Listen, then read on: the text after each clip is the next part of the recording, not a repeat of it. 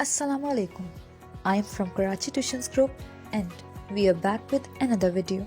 And the topic of our video is active and passive voice. Now, what is voice? Voice is something that refers to the form of verb that indicates when a grammatical subject performs the action or is the receiver of the action. Now, we have two types of voices that are usually used in academic writing.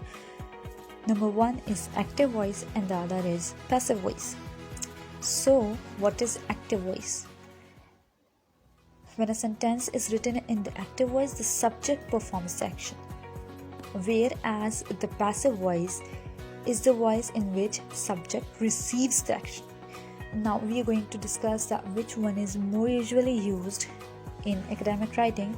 So active voice is more usually helpful and used in the academic writing because it is stronger and does not require any extra verb like be that is used in the passive voice. So that is the reason that active voice is more stronger and usually used in academic writing. Now let's have an example of both voices. The example of active voice is the award-winning chef prepares each meal with love, care. Now let's discuss it first. The subject of this sentence or this example is chef, which is the person or we may say thing that is doing the action, whereas the verb in this sentence is prepare. Chef prepare, subject and verb, each meal with love, care. Whereas let's take example of passive voice. In passive voice, each meal is prepared with love, care by the award-winning chef. Now in this example, what is the subject? Meal is the subject that is receiving the action, which we have already discussed in the previous page. Meal is receiving the action, that is why it is referred to as the subject in passive voice. And the verb in this sentence is prepared, that is the verb. Now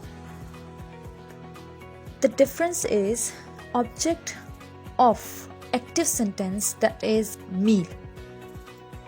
The object of this sentence is meal and it becomes subject in the passive sentence. So this is the difference. We can say this is the difference, that object becomes subject in passive sentence, although both have same basic components. And the main difference is their structure, that I have already told you that object becomes subject in passive sentence. Now what active do is or what active tells about is what people or things are doing. What people or things are doing. Whereas passive tells us about what happens to the people or things. So this was all about today's lecture. Inshallah, we will cover other topics in our other videos.